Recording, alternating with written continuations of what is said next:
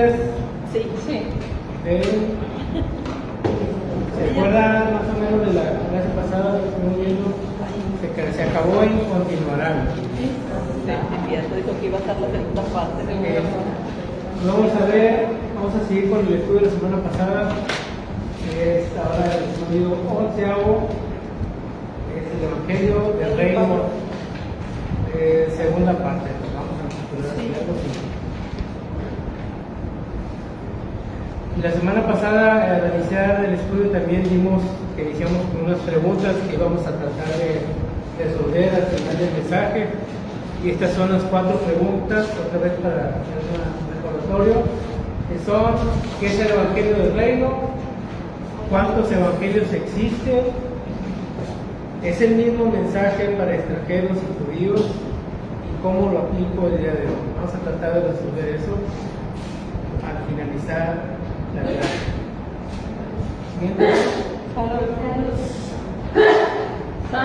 Llegámonos directo a lo que Yeshua estuvo predicando. La semana pasada vimos la predicación de Abraham, de los profetas, nos brincamos hasta Juan Bautista y vimos más o menos cómo fue quitándose partes del velo para un mensaje un poco más claro. Si ven con Abraham, pues el mensaje no lo tenemos muy claro qué es lo que dijo, y vimos que suponiendo y viendo las promesas que le dio el Eterno a Abraham, supusimos muchas cosas de lo que pudo haber dicho, ¿no? Ya más adelante con los profetas, pues se nos fue abriendo este espectro de qué es el Evangelio, cómo podemos aplicarlo y cómo se fue aclarando conforme pasó el tiempo. Entonces, ya en la semana pasada vimos también cómo Juan Bautista empezó a predicar, cómo se dejó un periodo, como me comentaba el pastor la semana pasada, algo muy importante, que el Eterno guardó silencio como alrededor de 4 años, ¿verdad? En un periodo de silencio no hubo palabra de los profetas, y eso planeó, puso el escenario ideal para que viniera alguien como Juan Bautista con su carácter y con su forma de predicar. Después de eso vimos que Juan Bautista empezó a predicar el Evangelio de una manera muy peculiar, muy impetuosa, muy directa, y mucha gente pues, estaba conforme con la forma de hacerlo, ¿no? Los únicos que se resistían eran los que eran hipócritas, los demasiado religiosos, los que no querían el mensaje. Y ahora vamos a ir directo a lo que es el Evangelio de Yeshua. Se oye algo raro porque se supone que el Evangelio es Yeshua, ¿no? Pero quise llamar el Evangelio de Yeshua porque es las buenas nuevas que él estuvo predicando. Ok, vamos a tocar qué es lo que estuvo hablando y qué fue el mensaje que nos dijo. Entonces, al igual que Juan Bautista empieza con las mismas palabras, y dice ahí en la escritura, en Mateo 4:17, dice: desde entonces comenzó Yeshua a predicar y a decir: arrepentidos, porque el reino de los cielos se ha acercado. Exactamente las mismas palabras. Y dice en Mateo 3:1-2, alguien que lo lea, por favor. En aquellos días vino Juan el Bautista predicando en el desierto de Judea y diciendo: arrepentidos, porque el reino de los cielos se ha acercado. Exactamente lo mismo. Y hace rato también vimos en la clase de nuestro hermano Iván cómo tocamos al final la escritura de Mateo 10, y Yeshua le da instrucciones a los apóstoles y les dice: hagan lo mismo. O sea, cuando vayan y prediquen, entren diciendo a la ciudad: el reino de los cielos se ha acercado. Es algo curioso, no les da curiosidad eso, porque es las mismas palabras. Entonces, debido a esta curiosidad, me puse más o menos a indagar qué entendían ellos cuando los apóstoles, Yeshua o Juan Bautista, llegaban a la ciudad y decían: el reino de los cielos se ha acercado. ¿Qué es lo que ellos entendían? Porque si hago lo mismo ahorita, el día de hoy, aquí en la plaza, en cualquier iglesia, cada persona va a entender algo diferente. Entonces hago la pregunta: si yo aquí pregunto, el reino de los cielos se ha acercado, arrepiéntanse. ¿Qué es lo que entienden como reino de los cielos? ¿Qué es lo que ustedes captan una idea, alguien que pueda dar una idea. No importa si estoy equivocado, no, aquí creo que todos estamos equivocados y nuestro enfoque es desequivocarnos. Yo digo que como leía que, por ejemplo, en la perspectiva judía hay una facción de judíos que dicen que ya estamos en la edad mesiánica. Entonces es interesante la perspectiva, ¿verdad? Porque para ellos el resurgimiento de Israel en el 48, para ellos ahí empezó ya la edad mesiánica.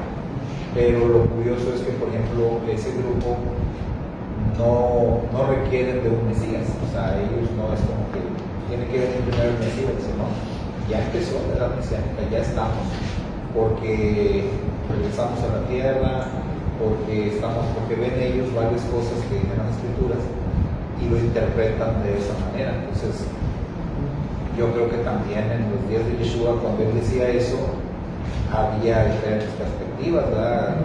La gente, digamos, que no, a lo mejor no sabían mucho de Torah, porque aunque fueran judíos, no todos tenían acceso a lo que escuchaban en las sinagogas. Y pues tenían una idea, pero por ejemplo, para los fariseos era bien diferente. Para los fariseos sí era más como, o sea, el reino de los cielos se ha acercado y hasta aquí. Entonces, ¿dónde está el Mesías? ¿Quién es el Mesías? Y como él no lo aceptaba, sí. entonces había No, y cambia el concepto, depende de la persona, también cambia el concepto de Mesías, porque cada quien espera a alguien diferente, depende de lo que fue educado, cómo fue instruido. Entonces, más o menos viendo el contexto histórico y el fondo que había en el primer siglo, había una perspectiva, y eso es lo que vamos a tratar de descubrir, qué perspectiva habría. ¿Y sí, hermano? Sí, en este caso, cuando Yeshua y Juan Bautista decían el reino de los cielos acercado, es que había llegado Yeshua con el reino de los cielos. O sea, el reino de los cielos empezó hace 2000 años, además que mucha gente no sabe cómo recoger. Entonces, él hace el reino a la tierra, a nosotros, pero mucha gente está esperando que llegue el milenio para empezar a alabar y adorar a Yeshua y a Dios. Entonces, yo estoy de acuerdo con que en esas fechas más de 2000 años llegó Yeshua diciendo que el reino de Dios acaba, porque él ya estaba así. Su pueblo vino, su pueblo no lo recibió. Entonces, ahora dice que los gentiles somos los que vamos a estar primero que los judíos o los israelitas. Pero por lo mismo que dice la palabra que siempre el mayor que el menor. El reino de los cielos llegó con él. Si no lo quieren reconocer, ya está. Esa es una buena idea también. Que también existía ahí, mucha gente creyó eso. Muchas veces creyó, pero la mayoría no es. Sí, y es que depende otra vez del contexto cultural. Por eso quise hacer la pregunta aquí, porque cada quien trae una perspectiva, cada quien ha estudiado de una manera escrituras. Hay alguien, a lo mejor gente no ha estudiado nada. En la época de Yeshua, pues no todos tenían acceso a estudiar. O sea, eran la mayoría, un 75, 90%, no sabían leer ni escribir. La mayoría sabía nomás oír, ¿verdad? Las sinagogas. Mucha gente, por ejemplo, cuando empecé a escuchar la palabra de Dios, la iglesia católica pues todavía se predicaba en latín. Entonces, cuando había un libro de escribir, lo enseñaban en latín, en aquel tiempo. ¿Cómo estaría de la gente? Sí, había, o sea, todo lo mueve el contexto cultural, ¿no? Entonces vamos a tratar de descubrir qué es lo que pensaban ellos. Y ahorita estipulamos una base de que depende de tu contexto cultural y lo que hemos estudiado. Hay dos momentos creo que son claves. Uno, cuando Juan el Bautista le pregunta, se le acercan y le preguntan, ¿eres tú el Cristo? ¿Eres tú el profeta? Entonces ellos lo que estaban conectando esa predicación era con lo que habían anunciado los profetas, ¿no? Desde Moisés en la Torah, ellos lo relacionaban y decían, ¿acaso eres tú? Bueno, ¿y quién era Juan? La vez pasada vimos que era una persona hijo de sacerdotes, posiblemente instruidos por las personas estas que tuvieron lo del mal muerto, ¿no? Los esenios. Entonces es muy probable que él estuvo en ese movimiento. Muchos lo relacionan con los esenios por el mensaje que traía de apocalíptico, ya viene el hacha, está puesta y todo va a estar en el fuego, ¿no? Entonces, cuando Juan le pregunta, le manda a preguntar a Yeshua cuando está encarcelado, él tiene una perspectiva del reino también, porque él lo predica antes de Yeshua, y tiene una perspectiva, y Yeshua tuvo que darle una palabra de consuelo, y él entendió. En el mensaje que envió Yeshua le contesta con profecías. Fíjate, los ciegos ven, los pocos hablan, y le has dedicado al reino de los pobres, y empieza a decir todas esas cosas. Ok, si eres tú. A lo mejor los demás no pueden entenderlo porque no era la misma perspectiva de Juan Bautista que el pueblo común, ¿verdad? Vamos a ver, sigue. Ahora, esto es lo que descubrí, hermanos. En el primer siglo, una de las cosas que esperaba el pueblo, pues era lo que habían escuchado de los profetas, lo que oían en las sinagogas, lo que estaban aprendiendo cada Shabbat, lo que platicaban entre ellos, y mucho de lo que tenían ellos pues, son las escrituras, los profetas. Y en una de las escrituras me topé con esta joyita que es Primera de Crónicas 28, 4 y 5. Vamos a ver qué dice Primera de Crónicas 28, 4 y 5.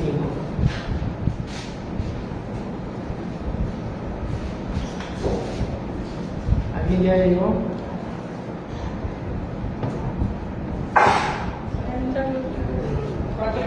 Sí. Primera de Crónicas 28, 4 y 5. Alguien que me... Yahweh, el Elohim de Israel, me eligió de entre toda la familia de mi padre para que fuera rey de Israel para siempre. Porque escogió a Yehudá como caudillo y de la familia de Yehudá escogió a la casa de mi padre. Y entre los hijos de mi padre le plació hacerme rey sobre todo Israel. Y de todos mis hijos, porque Yahweh me ha dado muchos hijos, eligió a mi hijo Salomón para que se sentara en el trono del reino de Yahweh sobre Israel. Muy bien, fíjense qué concepto, ¿no? Que se sentara en el trono del reino de Yahweh sobre Israel.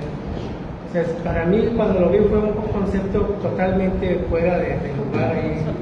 Y como que en el trono del reino. Entonces, si ven, en el primer siglo era muy común las profecías con respecto a David, cómo iba a gobernar, cómo iba a un reino eterno. De hecho, hasta hay una parte, hay una mujer pagana, creo que le dice, Jesús, hijo de David, sana a mi hija. No tiene nada que ver con las tribus, ni con los judíos. Hasta los apóstoles dicen, hombre, échala, córrela. Y Yeshua ya podía conocer la historia, que no es lícito darle de comer a los perrillos y todo eso, ¿de acuerdo? Bueno, entonces no era muy extraño para alguien no haber escuchado a David en esa zona de Judea, ¿no? En Jerusalén. Entonces otra escritura también que me llamó la atención es Daniel 7:27. Eso lo vimos en una de las primeras clases y tiene que ver con el reino también. ¿Alguien que me quiera leer, por favor?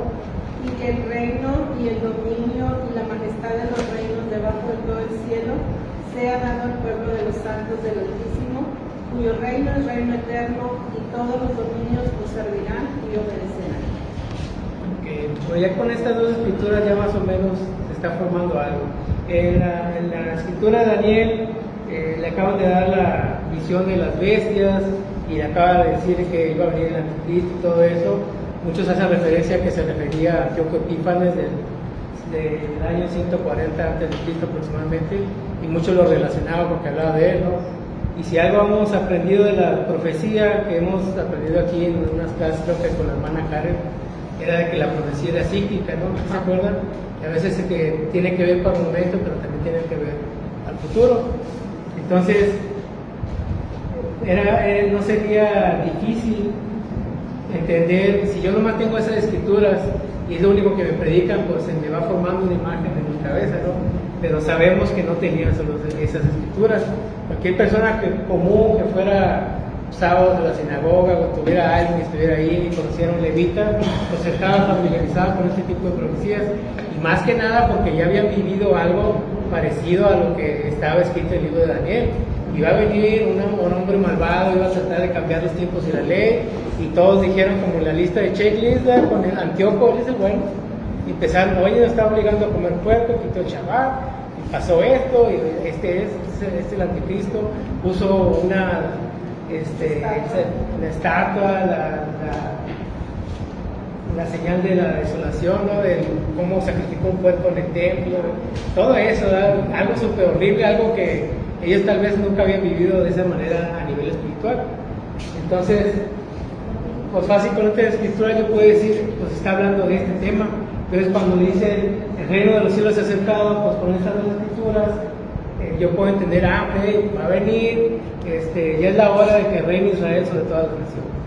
¿Por qué? Teníamos a Roma, teníamos un sacerdocio pues totalmente corrupto y hay muchas cosas que estaban cumpliendo. Entonces, ¿qué había en la mente de las personas que estaban escuchando este mensaje? Ya viene el reino, aunque yo entiendo que todo Israel va a gobernar, Israel va a ser otra vez una gran nación, como lo fue con Salomón, etcétera, etcétera, etcétera. ¿Okay? Ahora, ¿quiere decir que esto está correcto, que esto es lo que iba a pasar? ¿Ustedes qué creen? O sea, ¿iba a pasar esto realmente? ¿Que Israel tenía que gobernar y ya era el momento? O sea, ¿estaba totalmente correcto o hay algo ahí que falta? Hay un huequito. ¿Cómo ven ustedes? Sí. O sea, yo estoy en el primer siglo, me enseñaron todo esto, estoy viendo aquí, me llega un profeta que hace esto, me llega otro que hace milagros, y de repente se están pasando cosas muy aceleradamente, y me dice, ok, ya vamos a gobernar. Que es lo que esperaban los primeros creyentes. Hasta le preguntaron los discípulos de Yeshua, oye, ¿ya vas a restaurar el reino? Y dijo, no les toca a ustedes saber las sazones, los tiempos, ahora su Padre, ¿no? Entonces ellos también dicen, ¿sabes qué? Ya vamos a gobernar. Hasta dos de los hermanos le dijeron, ¿no? La mamá le dice a Yeshua, oye, que mi hijo esté a tu derecha y el otro a la izquierda, o sea, como que sean los más cercanos, consejeros del reino. Entonces ellos tenían esa expectativa de que, ¿sabes qué? Ya es hora. El mismo Pablo decía, ya ahorita, ya nos toca. ¿Sí? ¿No? La mayoría de los judíos en la época de Yeshua ya daban por, digamos, desaparecido totalmente a la casa de Israel. Entonces, ya no lo contamos, ¿no? Ya, al ver ese escenario, usted dice, pues para ellos ya todo estaba listo. Entonces, si el reino estaba llegando, ya se iba a acabar el imperio romano, se iba a establecer el reino de Israel, pero la misma predicación de Yeshua yo creo sorprendió cuando él decía, vine a buscar a las ovejas perdidas de la casa de Israel. Fue muy digamos, pues muy enfático en eso. Incluso a los discípulos también les dio la misma instrucción. Sí, y si notan en las predicas de Yeshua, sobre todo en las parábolas, vamos a ver el siguiente, ¿no? Bueno, esto vamos a ver en las parábolas siempre comenzaba él a explicar el reino de los cielos iba a dar, ¿no? Sí, nomás iba a decir, para afirmar un poquito lo que decía Roy, que él también decía a los discípulos que era necesario que se cumpliese lo que estaba escrito en los salmos, en los profetas, en los escritos. Y pues ahí era una cantidad de cosas que todavía no se cumplían. Exactamente. Entonces, todavía no podía pasar ya que se estableciera el reino. No habían llegado al conocimiento, o al menos no todos. Era algo muy estrecho, muy pocos sabían todo esto que tenía que pasar, porque aún Juan Bautista pues le entró dudas, oye, ya, ¿no? Como decía ahorita el pastor, ¿no? Sí. Entonces, antes de seguir con el otro comentario de las parábolas, vamos a confirmar otras dos escrituras de esto que estamos hablando, de la mentalidad de la época de Yeshua, que viene en Oseas 1, 10 y 11. Ahorita pasamos al siguiente tema, vamos a cerrar con esto. ¿Qué había en el pensamiento de nuestros hermanos en el siglo? Oseas 1, 10 y 11. ¿Alguien quiere leerlo? Con todos será el número de los hijos de Israel como la era del mar, que no se puede medir ni contar. Y en el lugar en donde les he dicho, vosotros no sois pueblo mío, les será dicho, sois hijos de Dios viviente. Y se congregarán los hijos de Judá y de Israel, y nombrarán un solo jefe, y subirán de la tierra, porque el día de Israel será grande. Ahora aquí pongan atención en el lenguaje. en la forma de hablar, las palabras claves que usa. Entonces vamos a compararla esta con el Evangelio de Juan 11, 49 al 52. ¿Alguien que quiera leer? Entonces Caifás, uno de ellos, un sacerdote, aquel año les dijo: vosotros no sabéis nada, ni pensáis que no conviene que un hombre muera por el pueblo y no que toda la nación perezca. Esto no lo dijo por sí mismo, sino porque era el sumo sacerdote. Aquel año profetizó que Jesús había de morir por la nación. Y no solamente por la nación, sino también para congregar en uno a los hijos de Elohim que estaban dispersos. Interesante, ¿no? O sea, está dando el mismo mensaje de Oseas, y yo creo que nadie de la época lo entendió, ni el sumo sacerdote que estaba hablando. Posiblemente nomás el Espíritu lo tomó y empezó a hablar, pero no lo entendió, porque si él hubiera recapacitado, sabes que pues mejor no lo mato, ¿no? O sea, pudo haberle movido sus emociones, pero si ve el sumo sacerdote, aunque no estaba dentro de la línea o sea, que estaba corrompido el sacerdocio, no estaba bien, aún así fue usado por ser el sumo sacerdote de la época, y hablan a través de él. Y aquí el apóstol Juan usa de las mismas palabras para congregar al uno a los hijos de Dios que estaban dispersos, y es lo mismo que está diciendo Oseas. Está hablando de las 10 tribus de la casa de Israel, los que fueron dispersos, los que tenían que ser recuperados. ¿Okay? Y si ven también otra cosa, otro punto aquí en Oseas, si yo estoy en el primer siglo y veo esto, pues a lo mejor nosotros ya, que está hablando de las 10 tribus, pero alguien que no se le ha revelado a las 10 tribus, nomás va a ver, y se van a congregar los hijos de Judá y Israel. Y aquí, como comenta el pastor, que en esa época pues no estaba Judá, las 10 tribus pues no se veían ni sus luces, había uno que otro por ahí que menciona el Nuevo Testamento, creo que es el antiguo no recuerdo, pero hay una de las 10 tribus que están ahí, que les debo la cita, pero mencionan una de las 10 tribus, y aún así en estas, como que no se captaba el mensaje de que tenían que ser recuperados. Entonces, si yo soy un judío, ¿sabes qué? No, esto ya no. Nosotros somos los judíos, la profecía de David es para Judá, entonces ya lo hicimos, ya tenemos al rey, tenemos la tribu, las 10 otras no importa. Entonces no se les había revelado esto. Después Pablo en las cartas expone que el misterio que había detrás de esto, ¿no? En Romanos 11 y en otras escrituras. Ok. Entonces sí notaron el lenguaje para congregar el uno a los hijos de Dios que estaban dispersos, ¿sí? Vamos a hacer. Entonces ya vimos lo que estaba en la mente de los judíos y las personas del pueblo en general. Ahora vamos a ver qué fue lo que predicó y enseñó Yeshua. Y gran parte, muchas de las prédicas que usó, sobre todo cuando habla con respecto al reino, han de notar que muchas de ellas hablan parábolas. ¿Okay? Habla parábolas y empieza a decir esto y lo otro, y nadie lo entiende, ni los discípulos lo entienden. Entonces los discípulos se le acercan y dicen: oye, ¿qué quisiste decir con eso? Y empieza a explicar las parábolas, la tribu, la cizaña, había un hombre y todo eso, ¿no? Y le empieza a explicar solamente a los discípulos. Entonces aquí hay un principio que se puede sacar de aquí, que cuando hay algo que esté oculto en las escrituras, pues nomás, si eres discípulo, pues el Eterno te lo va a revelar. Es nomás pregunta. ¿Qué fue lo que hicieron aquí los discípulos? Le preguntaron: sí, ustedes sí. Y más le dijo Yeshua, les dice a ustedes, dice en Mateo 13, 10 y 11, les explica por qué les revela las parábolas. Dice: porque a vosotros os he dado saber los misterios del reino de los cielos, mas a ellos no les he dado. Y los discípulos le preguntan: bueno, ¿por qué no les das esto a ellos también? Para que se cumplieran las profecías que estaban en Isaías, ¿okay? Que tenía que ver con que el corazón del hombre de las tribus de Israel se había endurecido, se había engrosado y ya no captaba nada. Entonces tenía que seguir hablando para que no entendieran.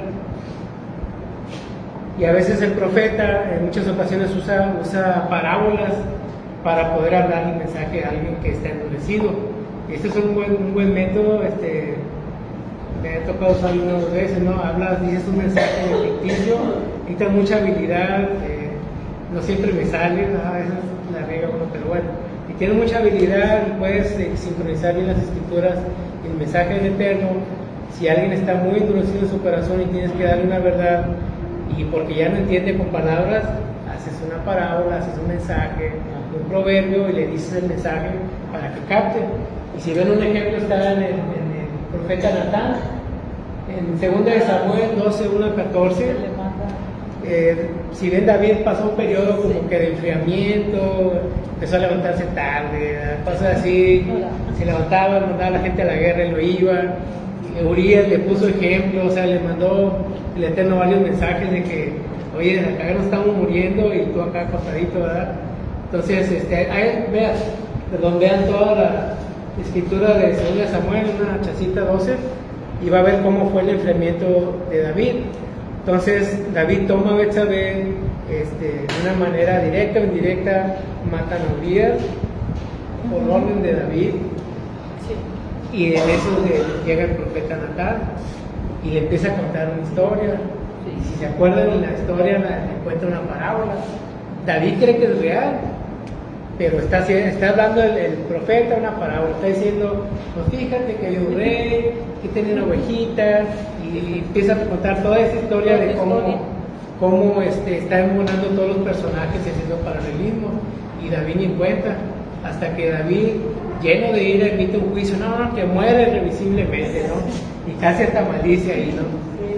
Y Natán le dice, tú eres el rey. ¿Y qué hace David? Pues actuó bien, se arrepiente. No todos van a arrepentirse, sobre todo en este caso en el pueblo de Israel, pues no todos escucharon el mensaje y se arrepintieron. Pero si ven, hay unas escrituras donde habla Yeshua y empieza a contar unas parábolas y se ofenden los fariseos. Es una parábola, pero los fariseos se ofenden. O sea, captaron el mensaje, pero no hicieron nada. O sea, hay varias situaciones aquí. Una vez no vas a captar el mensaje, otra vez lo vas a captar, te vas a arrepentir, o no vas a hacer nada, vas a endurecer más tu corazón, ¿no? Así es. Ok. Vamos a seguir con los Que no están repitiendo. puntos. ¿Hay una pregunta hasta aquí? ¿No? ¿Todo claro? ¿Está bien fácil? Ok, otro de los puntos sobre la predicación del Evangelio de Yeshua, de las cosas que hacía nuestro maestro, es Yeshua no bautizaba, pero sus discípulos, y es una cosa que practicaba hasta Juan 4:2. No lo vamos a leer, nomás es un punto que quiero tocar. Gran parte de su predicación era para corregir malas interpretaciones de la Torá. Entonces, si ven ustedes en los evangelios, cuando Yeshua quería corregir una interpretación, siempre empezaba con algo así como que, oíste que fue dicho, mas yo digo. ¿Se acuerdan de eso? Bueno, cada vez que ven así, Yeshua está diciendo que esto les había enseñado, pero es así. Yo digo eso. Es algo que tenía como costumbre Yeshua practicar mientras predicaba o enseñaba. Resumía de manera clara y concisa los mandamientos. Varias veces le preguntaron, a veces para tentarle, a veces por dudas, cuál es el mayor mandamiento, o con qué mandamiento tengo que hacer para llegar al reino. Y Yeshua lo sintetizaba de una manera perfecta, ¿no? Como en el ejemplo de Mateo 7:12, el contexto general es: no hagas lo que no quieres que te haga. Ahí está resumido. Pero si lo leen, va a ver, eso es lo que está diciendo el mensaje. En Mateo 22, 36 al 39, también empiezan a leer algunos mandamientos, le dice cuál es el mayor de todos. Creo que en esta lo quieren pescar, ¿no? Que se contradijera. Y Yeshua le contesta: ama al Señor tu Dios, y el otro mandamiento es similar a este: ama a tu prójimo. Bien conciso. Toda la Torá al final dice, toda la Torá de los profetas se reduce en esto. Entonces, una práctica que tenía Yeshua era que o sea, a pesar de ser un gran maestro de Torah, de profecía, si ven su predicación no envolvía mucho de que, como está escrito acá, como está escrito allá, no se metía mucho en dar citas bíblicas. No sé si recuerden cómo se daban las citas bíblicas en esa época. ¿Alguien recuerda? Y ya era un solo libro, un libro continuo, no tenía ninguno de los otros libros escritos. Así es. Era un libro continuo que no tenía divisiones. Entonces la cita era toda la porción. Y yo cogí, me he acordado de una muy. La palabra dice tal cosa, pero yo digo, cuando dice yo digo, y quiere poner antes que el juicio, hay que anteponer la misericordia. O sea, porque la misericordia es antes del juicio. Queremos hablar a la persona, hay que tener misericordia de ella primero. Y ya lo predicaba. Sí. O sea, una cosa es tener la ley y otra cosa es buscar la relación espiritual con la ley. Sí, que hay un balance, ¿no? Sí, no claro. puede ser todo amor o toda justicia. Hermana Lidia. Esto que estamos mencionando se me hace un buen punto para compartir con nuestros hermanos cristianos, porque es algo que ellos agarran mucho sin razonar y sin estudiar y sin profundizar lo que dice, lo que dijo Yeshua cuando dice, oye, si es que fue dicho mal, yo digo, no, ahí ya dio por terminado, cancelado todo, y ahora él dice, y lo repiten, o sea, no lo estudian. Entonces, Sí. digo, es un buen punto para que nosotros platiquemos con ellos de eso. Así es como un rompehielos, ¿no? Sí. Algo para poder empezar una conversación sobre el tema Sí. y sobre muchas cosas que Yeshua cancelaba o anulaba, eran las interpretaciones rabínicas que aún no estaban escritas. El Talmud creo que nace mucho tiempo después de eso. Entonces él no podía decir como está escrito. Hablando del Talmud, decía, ustedes oyeron esto. Había tradición oral que todavía no había sido escrita, ¿no? Sí, es un buen punto para hablar de eso. ¿Alguien más? Ok. Otro punto más que dice: al final de su predicación, Yeshua resucitado no solo se enfoca en Israel, sino en todas las naciones. Okay. O sea, al principio de su ministerio, Yeshua dice: vayan primero a las ovejas perdidas de la casa de Israel.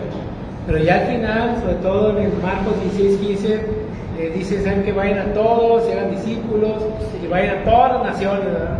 Ya no nos enfoca solamente en este grupo, porque hay un orden para esto. Ya saben que el juicio siempre empieza por la casa, ¿verdad? La casa. Entonces, primero la casa, ya tanto el juicio, las bendiciones, y después la fuerza. ¿Sí? Entonces otro punto ahí era que si su enfoque sí era que se predicara el evangelio a toda la nación, no solamente a las ovejas perdidas de la casa de Israel. Entonces, vamos a decirlo. Entonces, un resumen que podemos ver aquí de lo de que predicó Yeshua, ya tocando todos los puntos, la explicación que les puse ahí es que siempre había un llamado al arrepentimiento, al igual que Juan Bautista. Predicó y enseñó gran parte del reino de los cielos en parábolas. Yeshua no bautizaba, pero sus discípulos sí. Parte de su predicación era para corregir malas interpretaciones de la Torá. Resumía de manera clara y concisa los mandamientos. En el principio de su predicación, Yeshua se enfoca en las ovejas perdidas de la casa de Israel. Y al final de su predicación, Yeshua, ya resucitado, no solo se enfoca en Israel, sino en todas las naciones. Y siendo que paulatinamente se iba predicando este evangelio de Yeshua sobre las naciones, nomás que estaba oculto. Entonces, el que sigue, ¿no? Entonces el mensaje de Yeshua es este: ir por las ovejas perdidas de la casa de Israel, llamándolas al arrepentimiento, haciendo la paz, hacer discípulos, enseñarles Torá, bautizarles en su nombre.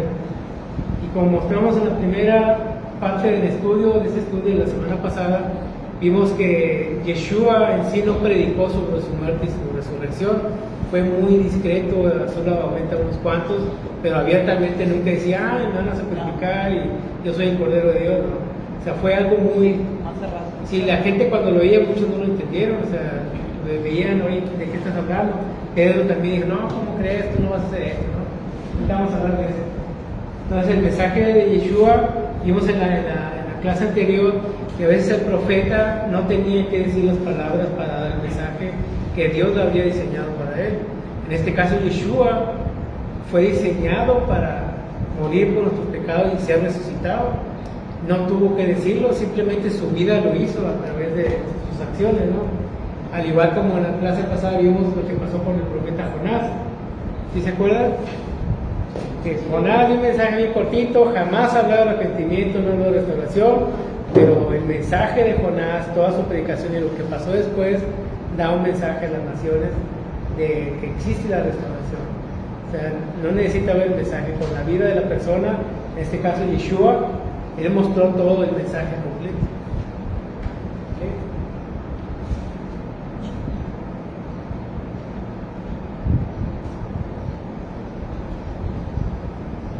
Y en el mensaje también que predicó Caifás, el sumo sacerdote, era también parte del evangelio que se debería declarar de Yeshua, que uno moriría por toda la nación de Israel y por toda nación que le tema a Dios. ¿Okay? Esa es parte del evangelio de Yeshua. Él no lo habló abiertamente, pero sí fue el mensaje que dio por su vida y su muerte y resurrección. ¿Okay? Como sea, lo vamos a subir este estudio con las páginas. Sí, verdad. Se le pasa una notita ahí. Está esperando. Sí, está más o menos. Bueno, ¿dudas sobre el evangelio de Yeshua? ¿Algo que quieran agregar? ¿Algo que se me esté pasando, hermanos? ¿No? Ok, vamos a seguir. Ahora vamos a pasar con el evangelio de Pedro y Pablo.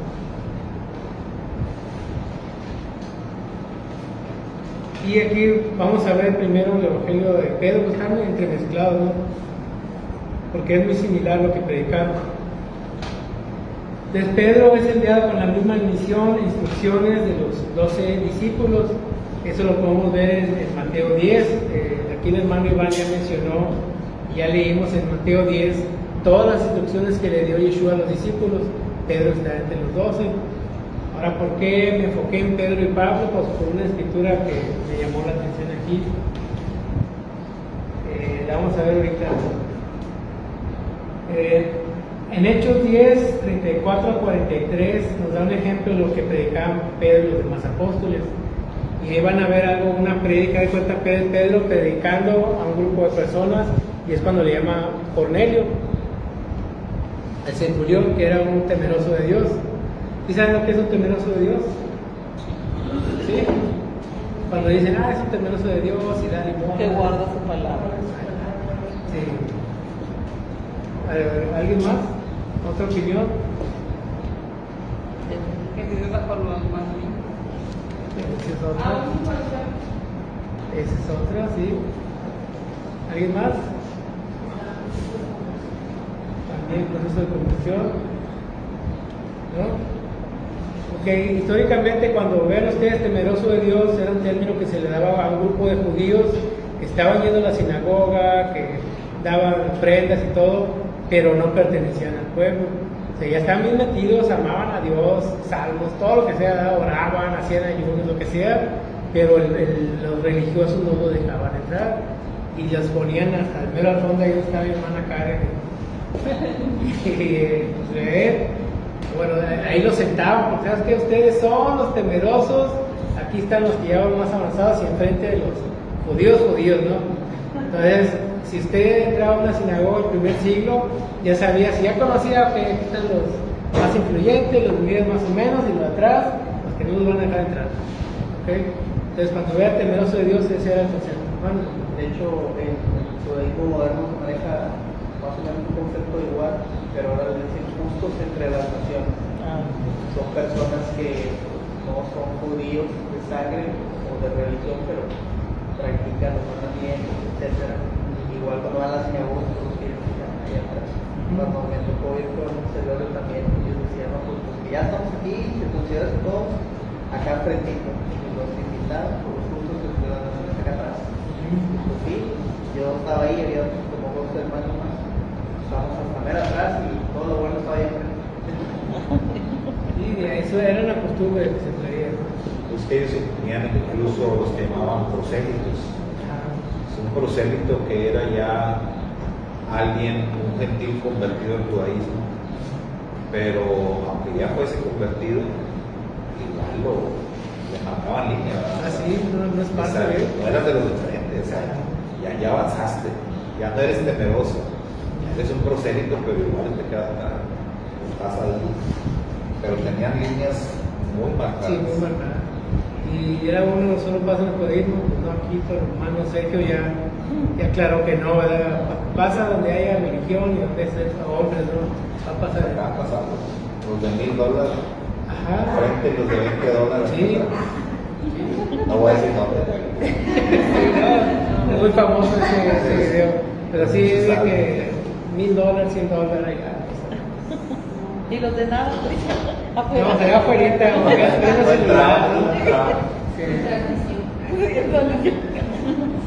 estamos así cuando van a entrar, ¿no? Ok, ¿por qué escogí a Pedro y a Pablo? En Gálatas 2, 7 al 9, ahí viene la respuesta. Por eso puse nada más Pedro y Pablo, no quise poner a todos los apóstoles, porque Pedro representa en este caso a todos los apóstoles con los que Yeshua discipuló directamente. ¿Dónde le dije que estamos? Gálatas 2, ¿verdad? Gálatas 2, 7 al 9. ¿Alguien quiera? Antes, por el contrario, cuando vieron que el evangelio de la incircuncisión me era encargado, como a Pedro el de la circuncisión, porque el que hizo por Pedro para el apostolado de la circuncisión, hizo también para mí, para con los gentiles. Y cuando vieron la gracia que me es dada, Santiago y Cefas y Juan, que parecían ser las columnas, nos estrecharon la mano, señal de compañerismo a mí y a Bernabé, para que nosotros fuésemos a los gentiles y ellos a la circuncisión. Bueno, aquí se puede ver como que hay una división, pero no de clases sociales, sino de tipos de personas a las que iba a ser predicado el evangelio. Y dicen que ellos mismos están diciendo aquí en las escrituras que Pablo fue escogido para darle el mensaje a los gentiles, y Pedro, Jacobo y los demás, o sea, se dividieron dos grupos. Pedro, Jacobo y los demás apóstoles estaban enfocados en el pueblo judío solamente. No quiere decir que no les compartía el mensaje a los demás, pero esta fue una misión que escogieron para gentiles y para judíos. ¿Okay? Vamos a la siguiente. Y aquí una prueba de esto es de cuando el apóstol Pablo es llamado. Ya ven que pasa todo esto, que se le llenan de escamas los ojos, y iba a Damasco a prender a unas personas, a meterlas a la cárcel, no sé cuánto. Llega a Damasco y le mandan a un profeta. ¿Y qué le dijo el profeta? El mensaje para Pablo fue este. El Señor le dijo: ve, porque instrumento escogido me es este, para llevar mi nombre en presencia de los gentiles y de reyes y de los hijos de Israel. ¿Okay?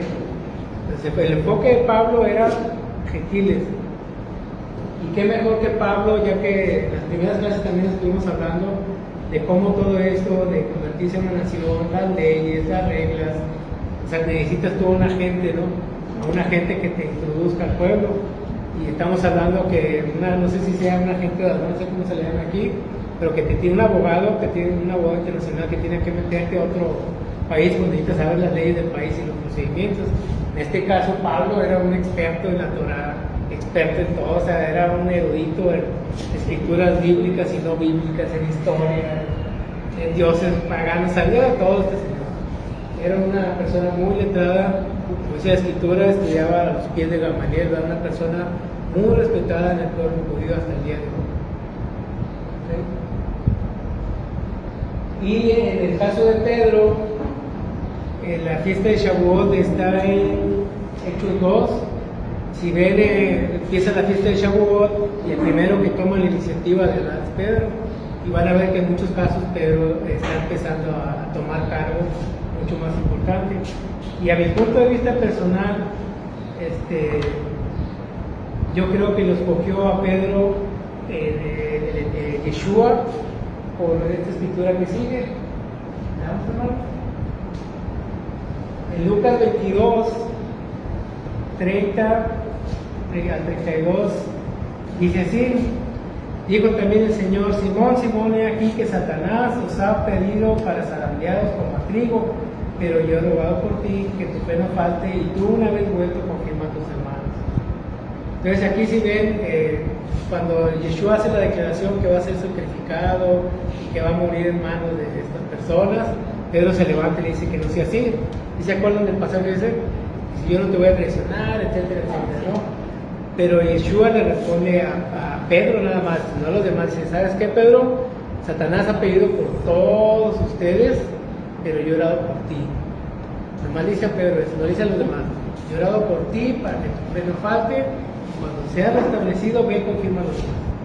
¿A quién? Pues a los apóstoles y a los más. Ahí, para mí, en el punto personal, esa fue la escritura que definió que Pedro vivía como judío. Lamentablemente no tengo una escritura que diga y así Pedro fue escogido para los judíos, no. Pero en esta escritura, en Gálatas, hace esa referencia de Pablo, pero no hay una segunda referencia, un segundo testigo con respecto a Pedro. Pero hay otros ejemplos. Por ejemplo, en el caso de Pedro, él empieza a predicar en Jerusalén en el libro de Hechos 3 y 4, y empieza a ser encarcelado, pero luego lo liberan, y luego otra vez lo meten y lo liberan, y pues no pasa mucho, ¿no? En el caso de Pablo, cada vez que va a Jerusalén, pues se topa con piedra, ¿no? No sé si se ha notado eso, que va la primera vez y le profetizan: no vayas, te van a encarcelar y vas a ir preso. Bueno, y todo eso le pasa a Pablo. Al final le pasa a todos, pero Pablo tuvo mucha resistencia para ir a Jerusalén, a su pueblo, y él mismo decía: yo tengo celo por mi Dios, yo tengo celo de predicarles a él. Y al final le predica, ¿no? Pero el enfoque principal aquí, o el tipo de evangelio con las buenas nuevas que le tocó a Pablo, era predicar en su mayoría a los gentiles, y a Pedro en su mayoría al pueblo judío. ¿Ok? Lo que sigue.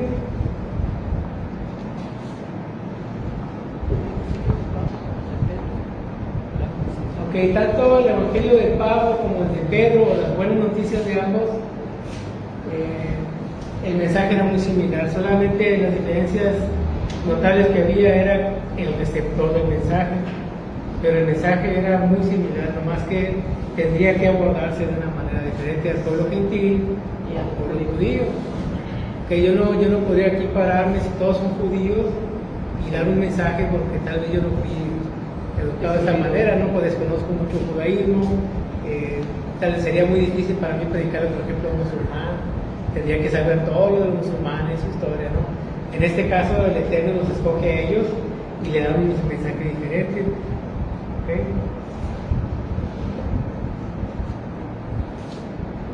Y una de las escrituras que se pueden usar para este caso es lo que dijo Pablo en 1 Corintios 9, 19 al 23, que dice que me he hecho a los judíos como judío y gentil a los gentiles.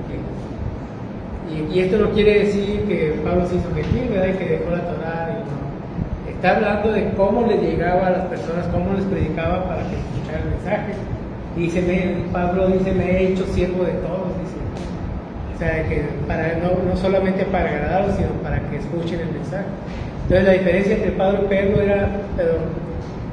Pedro y Pablo, la diferencia entre Pedro y Pablo era el receptor. El mensaje era prácticamente el mismo, porque si ven nosotros que estamos aquí, pues éramos gentiles, ya no puedo decir gentiles, pero éramos gentiles, se nos predicó a Yeshua, a mí no me dijeron nada de mandamientos hasta a la mitad de la película. Entonces empezaron a decir: hay que hacer esto y hay que hacer esto, y decía no.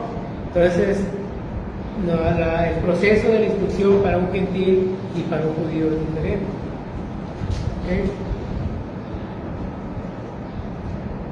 Ok, ahora vamos a contestar esas preguntas. Así que les voy a pedir otra vez que despierten. ¿Ya? Sí, hermano. ¿Sí? ¿Estamos listos? ¿Alguien me puede contestar entonces qué es el Evangelio del Reino? Así simplemente. Unas cuantas palabritas. ¿Ya lo entendieron? ¿Qué es el Evangelio del Reino? ¿Alguien que quiera animarse? Y no como hacer la otra semana, vamos a hacer algo un poquito más extenso, vamos a hacer un resumen y vamos a hacer un pequeño examen guiado. ¿Okay? Va a ser un examen fácil. Pues, ¿alguien me podría decir qué entiende lo que es el Evangelio del Reino? Yo entiendo lo que veíamos en el estudio, pues las buenas noticias que predicó tanto Juan Bautista como Josué y los discípulos.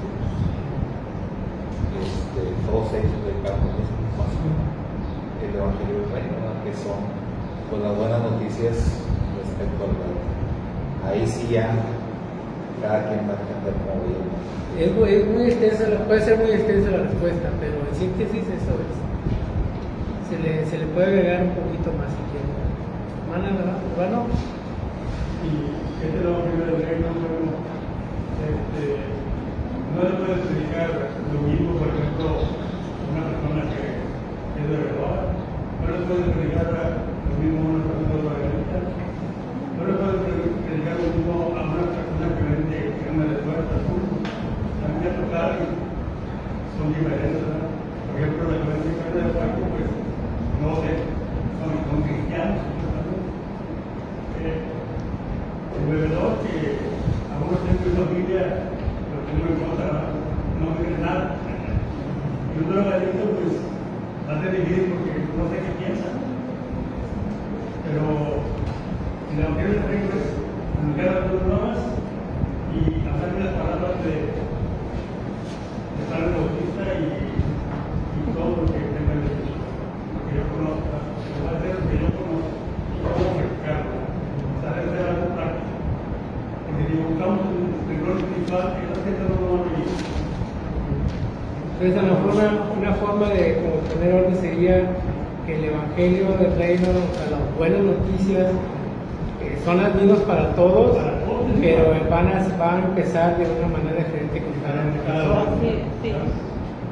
Yo lo resumiría en dos palabras que serían o tres: vida en abundancia o una vida abundante. Y estoy de acuerdo con el hermano, ya nadie yo creo que rechazaría que le digas, tú puedes tener una vida abundante, sea lo que sea, y luego ya después hacer una aplicación para cada Buscar los trailers. Sí. Yo lo resumiría en tres palabras: promesas de las promesas de Dios, de un mundo de dinero para los que ya.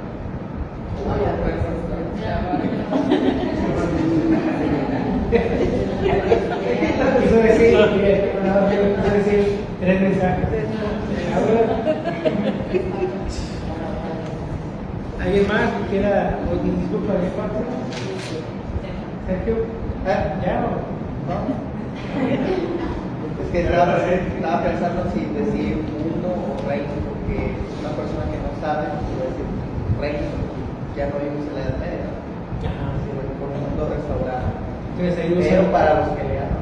entonces usan lo de Pablo, que haces Bolívar y aquí, hablas en el lenguaje. Por ejemplo, ¿alguien más que quiera dar otra? Yo nada más decir que cuando veíamos en el taller sobre predicación, creo que lo que define es el propósito. O sea, hay propósitos generales y hay propósitos específicos. El Evangelio del Reino, de una manera general, son las buenas noticias acerca del reino. Pero depende del receptor, como deciste ahorita, es como lo vas a compartir. Entonces, Yeshua compartió el Evangelio con Nicodemo de una manera, las buenas nuevas del reino, de una manera muy específica, y con la samaritana de otra manera distinta, muy específica, pero en esencia, ¿verdad? O sea, el propósito es el mismo o el mensaje es el mismo, nada más que presentado de manera distinta. Eso ya depende de cada persona. Entonces, igual nosotros, pues depende de quién le vamos a dar el mensaje, lo vamos a compartir así también. O sea, el propósito general lo tenemos que convertir en específico para cada persona. Sí, aquí en este caso, para ser más eficientes, tendríamos que pues, estar empapándonos de la escritura. Por ejemplo, si llega una persona que se le acaba de morir a un ser querido, no conoce nada del Eterno, entonces, ¿cuál sería la buena noticia para él? El Evangelio. ¿Cuál sería la buena noticia para él? ¿Sabes que se me acaba de morir alguien que quiero? Ok, tengo este mensaje. Tengo buenas noticias para ti. ¿Sabes que esta persona, si es a lo mejor quería uno que yo, pero tú estás vivo, puedes tener esto. Y ya le das el mensaje del Evangelio. Y yo tengo un amigo de que para hacer el Evangelio, yo le digo que primero le pregunten, ¿verdad? Y a veces ni mi casa le preguntan. Es raro que la gente venga a preguntarle, oye, ¿qué es el Evangelio? Oye, ¿cómo es la salvación? Oye, ¿cómo es la... en sí, todo lo que conlleva eso? Pero son pocos los que preguntan de ello. ¿Acaso preguntan por un problema? ¿Acaso por un detalle? Y así he visto a gente que viene a preguntar que no está en el proceso, de acuerdo a lo que me pongo en el escritor de la tampoco creo que la conozco toda, pero unos cuantos y no lo conozco por el Sí, pues aquí algo que a mí me sirvió mucho fueron las clases del pastor y la hermana Karen. El pastor con el taller que nos dio la hermana Karen con los métodos. Y aquí, por ejemplo, lo que yo entendí es de que diseña un mensaje para tal persona, ¿no? Y Lo que de aquí quieras llegar. Exactamente, Sí. y ya tienes una metodología, tienes que estudiar y hallar las palabras correctas. O sea, a mí me ayudó bastante eso. Ahí entra eso que decía Pablo, me dice Sí. griego, Sí.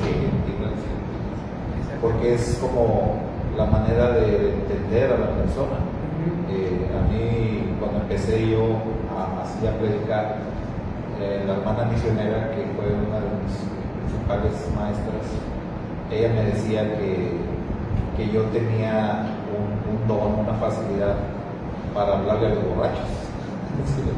Hermano Saúl, pero usted tiene una facilidad, hermano, se le da hablarle así a la gente, a los tomadores y todo. Y yo así como que, pues sí. Y yo creo que es a lo mejor por mi pasado, ¿no?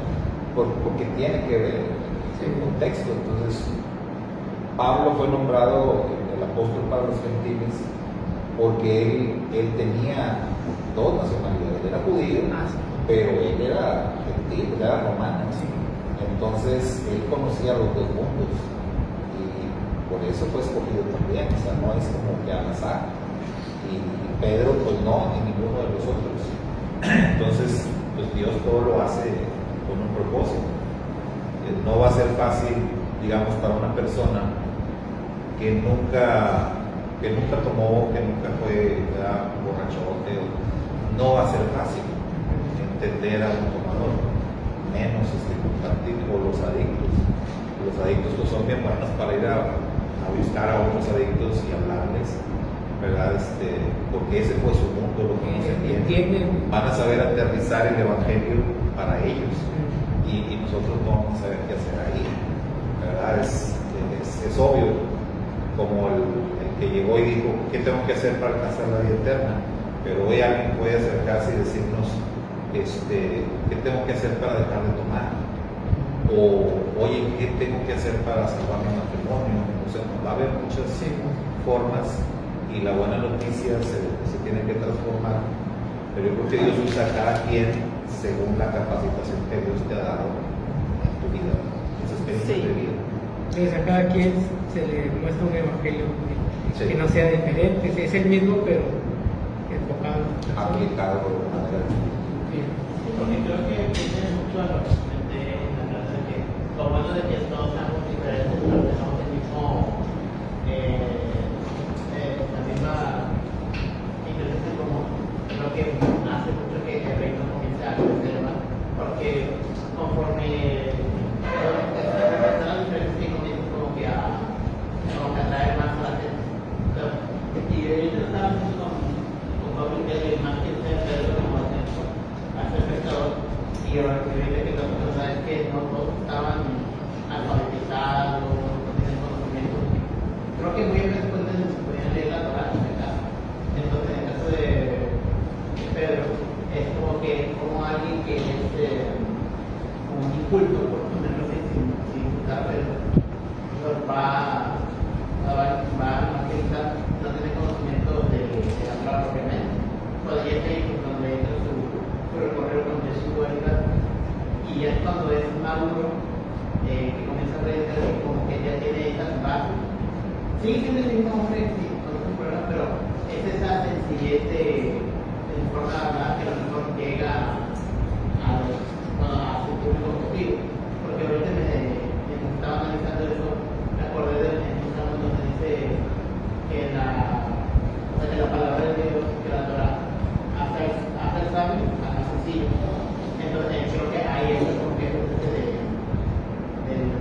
espíritu y comienza como que a trabajar eso. En el caso de Pablo, ahorita yo me estoy diciendo que Pablo tenga todos los recursos intelectuales, porque tú podrías decirte que cuando tú conoces tres idiomas, el hebreo, el latín y el griego, y ya están para él hablarlo con las comunidades inglesas. Conocía los dioses, y digo conocía los dioses porque fue un lugar donde precisamente había un lugar donde decía para el Dios que No conocí. entonces digo, este Dios yo te digo, ya comenzó porque todos conocían de los dioses, pero no conocían a Dios que estaba. Yo hablo de este Dios para ustedes. No, ya comenzó a decir, ya comenzó a decir. Y es lo que, bueno, es lo como que es importante también en el Evangelio, aunque es uno y es focalizado, pero también depende de la persona. Ahora sí, quién es el mensajero bueno para entregar el mensaje. Es como los padres de Puma en la guerra, que incluso cuando están dando de tiros ahí en el campo de batalla, alguien dice, oye, necesito entregar este mensaje, que recorra ahí el campo de batalla y se lo quiero hacer. No, bueno, pero alguien tiene que hacerlo para entregar el mensaje a tiempo, para recibir instrucciones, para órdenes, pero alguien tiene que hacerlo, alguien tiene que hacer el mensajero. Incluso ya sea en paz o sea en guerra. Todo depende de la formación y lo que Dios dispone. Entonces, otra pregunta, ¿cuántos evangelios existen? Pues creo que ya se resolvió, ¿no? Más hay uno, enfocado en diferentes ángulos. Ahora es el mismo mensaje para extranjeros y judíos. Pues sí, no presentado dependiendo, ¿verdad? como lo decía usted, hermano, o sea, dependiendo con la persona que esté tratando, es como tú le vas a compartir. Y pues cada persona, pues todos son diferentes. Entonces, yo por ejemplo, ahorita que estaba en otra pregunta, yo decía, sí, es cierto, porque a veces tú vas y le compartes a esa persona y esa persona te dice, no, hombre, yo ya le compartí, yo y nadie quiso, y vas tú y pues sí, la persona sí quiso, o a veces te rechaza también y luego ya ves que otra persona le está compartiendo y la persona ahí, pero pues tú no eras la indicada, ¿verdad? El Padre quería usar a esa persona. Y así como me acordaba del versículo, ¿verdad? Que dice que pues a veces tú compartes, otro, ¿verdad? Pues sí, y el otro es el que cosecha, ¿verdad? Entonces te digo, pues es parte del Evangelio, yo creo eso. Bien, entonces, ¿cómo lo aplico el día de hoy?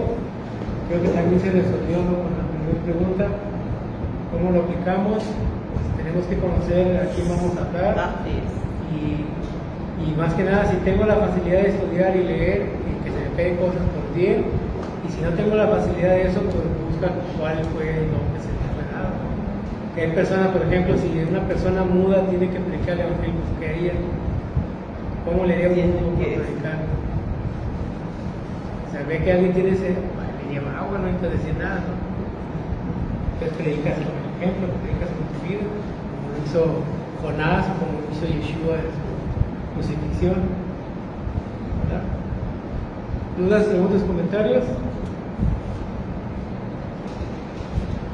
¿Ya? Vámonos. Todo muy entendido. Aquí llegamos en Ya no nos falta ir a compartir. Sí, pues ya estamos bien armados, ya tenemos casi un año. las clases de la hermana Karen, con la clase del pastor, No, ya. los servidores, ya estamos bien hermanos. Entonces, ya la próxima clase la vamos a dedicar a hacer, voy a hacer un resumen de todo lo que vivimos y vamos a hacer aproximadamente 10, 12 preguntas bien facilitas. Tengo un renglón más para que compartan qué entendieron y qué hicieron. Yo les voy a traer el examen ya hecho, nomás de que ustedes. Ah, ya. Es que van a tener cosas que ustedes, ¿verdad?